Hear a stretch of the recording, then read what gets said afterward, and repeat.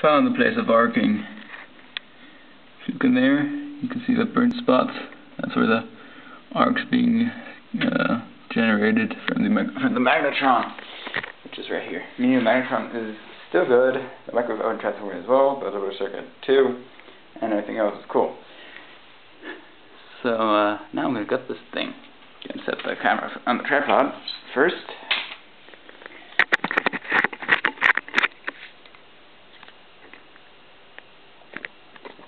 See that? Okay. First of all, discharging the MOC, which stands for microwave oven capacitor, using a short circuit stick I made.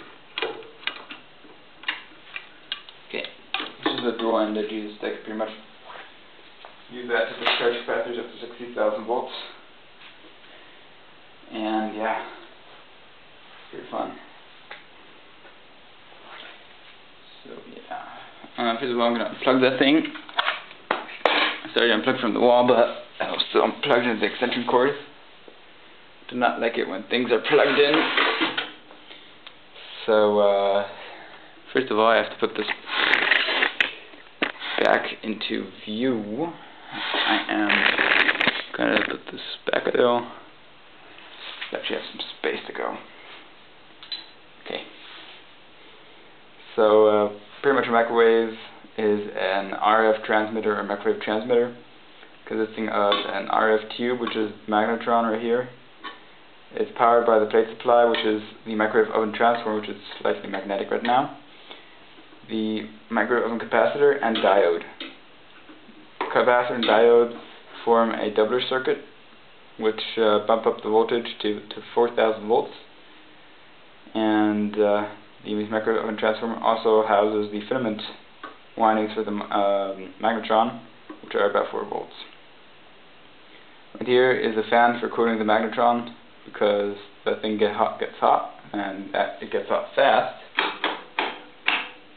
And yeah, there's a timer which has a bell, which can be seen here. It rings every time the thing goes. Down here, this white thing, I don't know if you can actually see that. Yeah, you can. That's a high voltage fuse to protect the magnetron, or bury the microwave oven transformer from overpowering.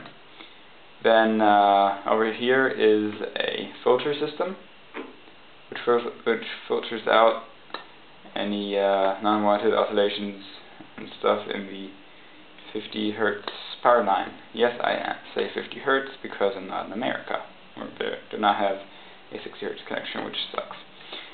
So yeah, so 220 volt microwave or 230 volt microwave, and over here some sort of power regulator. Do not know how it actually works, but I plan on finding out. So yeah, so let's get started. First of all, I'm going to take off the grounding, which is hold it on there with mechanical force.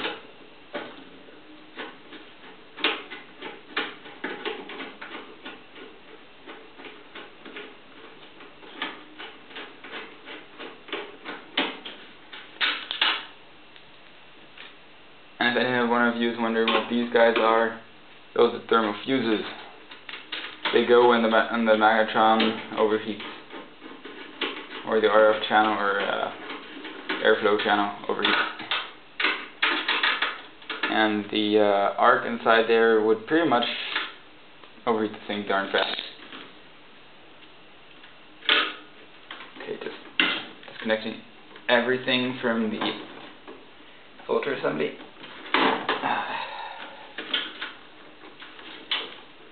Put on there quite well.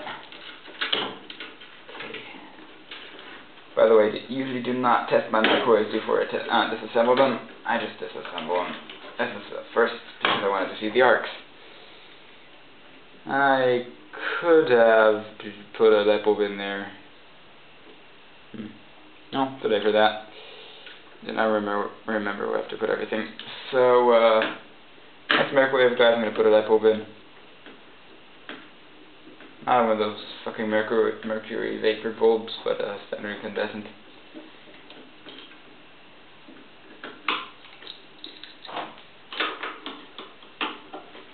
the way, YouTube. If you're German and stuff, or if you're an American or somebody else except the Germans have got angst of pretty much everything. They've got angst of environmental changes and stuff, so they forbid the normal incandescent bulb by means of a I was looking for the word again. Fuck, I forgot the word. Oh well. By means of law. There it is. Found it.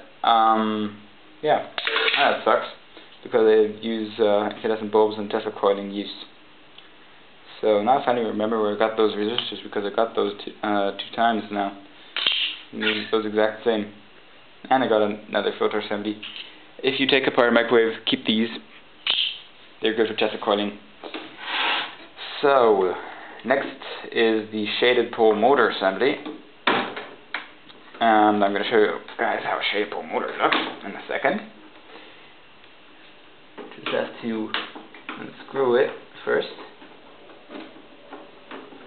Shaded pole motors are, as far as I know, synchronous motors, which mean they run at the same frequency the utility line runs at, or wall outlet, or whatever. They're the small kind of motors. It's not a squirrel cage motor, but I'm just going to show you in a second.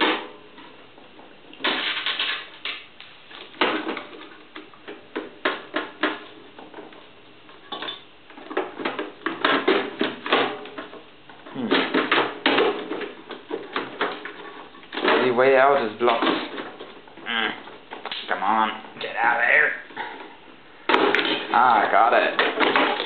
Okay, this is a fan assembly with a shaded pole motor. It's pretty much a transformer-based motor. That's the primary winding hooked up to the wall, or to wall power. And this here is the rotor.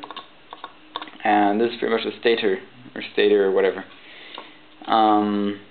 Those are just coils wound on this transformer steel core bar thingy, whatever. I'm just going to rip out this fan real quick. Ah, come out, you damn fan. That's going to take some authority to get that thing out. You could pretty much get everything out with enough authority. Yep, that works. Okay, fan's out. So, yeah, it's actually the second motor of this type I actually have. I think I actually took apart one of these microwaves before. One I can see into the microwave a bit better. You see the doubler circuits. And they have motor fuse. This is actually pretty much a nice working microwave. But I couldn't fix it. And I could fix it, but it's going to take a while and I need a transformer, so fuck that. Oh, there's a hair on there. What's that doing on there? It's kind of gross. So it says here, small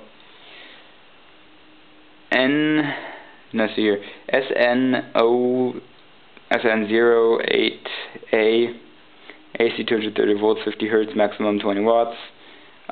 Made by Tashan Xinagda Electric Manufacturing Co. Ltd. No idea how fast this thing runs, but they're cool. I kind of like to use these guys for rotary spark gaps and small Tesla coils. Something like Orion, which is my small 10 kilowatt Tesla coil or 2 kilowatt Tesla coil. I do not know yet how much power I'm going to put in that thing. But yeah.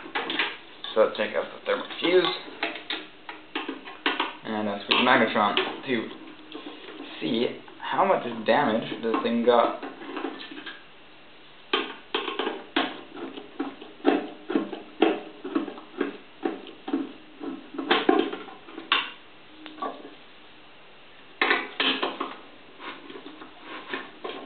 I got a whole collection of magnetrons so far.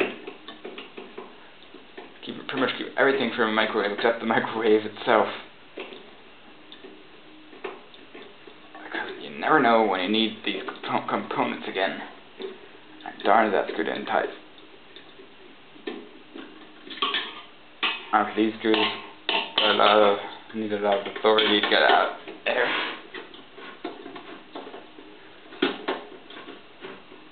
Or just brute force. Do too. I'm not gonna go out soon. I'm gonna get my power drill.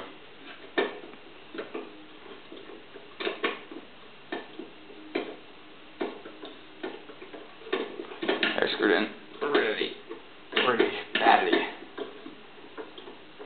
Oh, they're gonna hold, but they're not gonna work for long. I think you can actually take out the entire RF assembly. Let's just screw this and see what happens.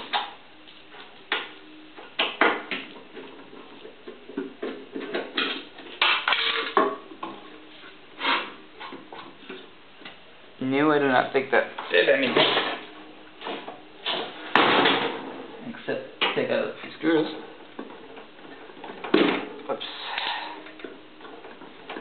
So I'm plugging the high voltage, high current feed to the magnetron, and boy oh boy is that nasty. So I'm gonna have to clean my hands after this.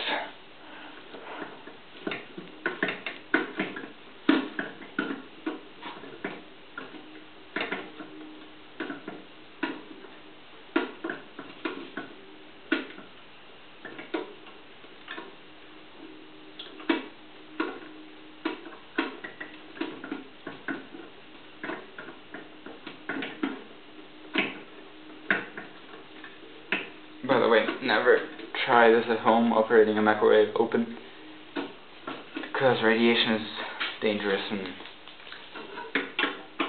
can damage certain parts of the body which are not very pleasant to be damaged.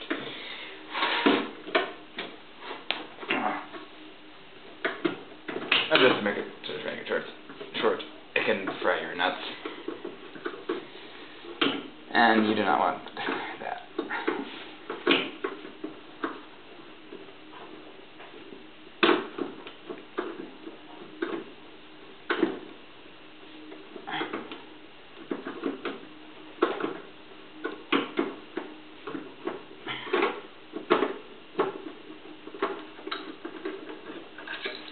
The green magnetron. I just found out.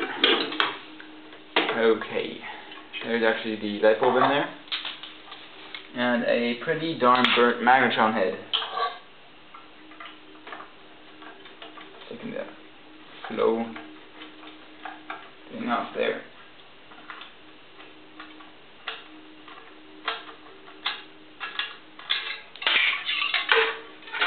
Okay. So it actually burnt a hole into the magnetron right here. And boy oh boy is that thing burnt. I've never seen such a discolorated magnetron in my life. Didn't really get warm with my little test. It's a little 700 or something watt magnetron. Actually it's a 800 watt magnetron. Yes, standard little American type magnetron. Or well, whatever. It's a standard little magnetron. Well, darn, just fuck. Messed that up. It's just a little magnetron with a hole burnt in it, which is unusual. Never seen that happen. So, yeah, I'm gonna look at the waveguide next, because I want to see what the magnetron did. See if that screwed into anything. Yeah, it is. It's screwed in. Where did I put my screwdriver? Fuck, where did I put the screwdriver? Fuck. There it is.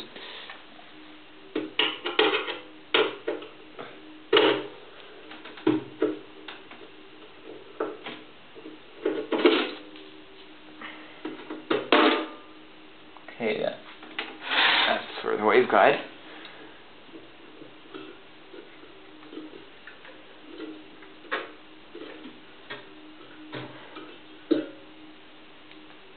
Design fail. Just pick up the camera now. And you can now look into the waveguide. I don't know how much you can see, but there should be some weird crap in there. So yeah, thanks for watching part 1 of the disassembling a microwave.